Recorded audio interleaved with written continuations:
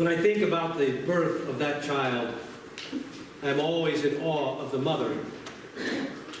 I picture her carrying the unexpected one, the gift she had no idea how to accept or how to care for. And I imagine the shame she would have felt as a young and unwed mother, finally resigning herself to the inevitable ridicule when it was no longer possible for her to hide her pregnancy. I imagine the many nights she wrestled with the few options available to her in that time and in her culture. I can imagine that there were many times when she wished it could be otherwise, that she could go to sleep and wake from the difficult dream of an unplanned pregnancy. And I imagine her fears and her pain and her shame. But I'm also inspired by her courage. It took guts to do what she did. It took courage to walk around and go through the activities of her daily life with those around her knowing that she was unmarried and so obviously with child. And it took courage, most of all, to make the decision to have this child, surrounded by others and yet very much alone. Not in some clean and sanitary hospital, but in an isolated village, in a harsh environment, and with very modest means. I have to imagine the details because I don't have the facts. What I have are rumors and bits of information which may or may not be true, but this much I do know. A child was born that night in Harbin, China, a remote and frigid city halfway around the world from here. And she was a blessing to her mother, who suffered with the decision to give that child up. Because in that culture and in that place and that time, little girls born with no father and medical needs that would require special attention were at great risk. And so I honor that brave woman, who is a saint to me, whose name and story I will never know. I honor her for her courage, the courage it took to give her precious daughter a chance to reach her potential by leaving her in the middle of the night on the steps of a rural police station. This is a saint.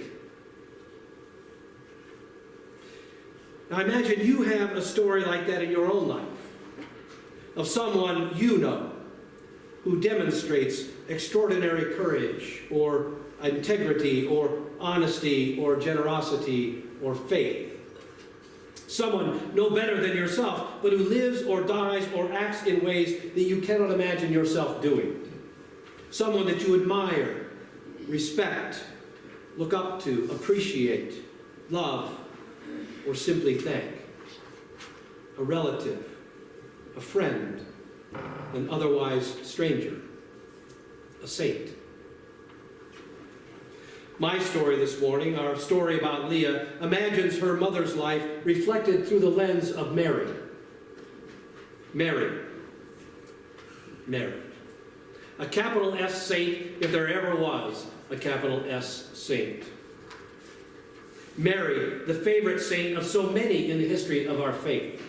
Mary, the mother of the chosen one, who was raised to be rejected before he was resurrected. Mary, who was there at his birth, there at his first miracle, there during his ministry, and there at the cross. In her time and in her place, she wasn't a person that you would think of as a saint. Just another pregnant girl with no money and no husband. So thinking about all that this week, I wondered if maybe it was Mary that Jesus had in mind when he spoke his famous Beatitudes. We love the Beatitudes, don't we? Like if you ask people, what's your favorite scripture? Most people, many people, will say the Beatitudes. And I wonder if Jesus didn't have his mother Mary in mind as he was speaking these words. Blessed are the poor, like Mary. They shall inherit a kingdom. Blessed are those who mourn, as she will someday mourn. He knew. She will ultimately be comforted. She is gentle. Blessed are the gentle and meek ones. They shall inherit the earth. Blessed are those who long for the world to be set right. Their longings will be someday met by God's justice. Blessed are the pure. Mary was pure. Intensely, completely, beautifully pure. She will see God. They will see God. Now, do you suppose that Jesus meant all the pure, all the meek, all the grieving, but used as his model the one that he knew better than anyone, the one who knew him? There's a reason that we love the Beatitudes. It's because they make saintliness seem possible, attainable, accessible to us everyday people. You know, Mary, like every saint ever, every small s saint, every capital S saint ever, Mary did one thing that was ordinary but not easy. She showed up. When God called, she showed up. When asked to do something outside herself, for reasons and with implications that she couldn't possibly understand at the time, Mary showed up and heard God's voice, inviting an ordinary young woman to do an extraordinary thing.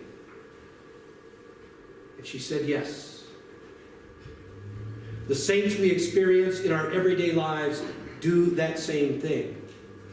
Now, I don't know why it is so extraordinary to show up in this world and say yes, but it is. If everybody did it honestly, the world would be lousy with saints. But it is not. Look around. But there are enough of them for us to see that they are real, and that they are special, and that they are godly. And they teach us. They teach us, hardly ever by what they say, but almost always by what they do. They teach us. They say to us, you are capable of so much more than you can imagine. They say to us, I am just like you. All I did was show up and say yes. And God did. God does the rest. This, then, is how saints are created. This, then, is how Christians are called to live.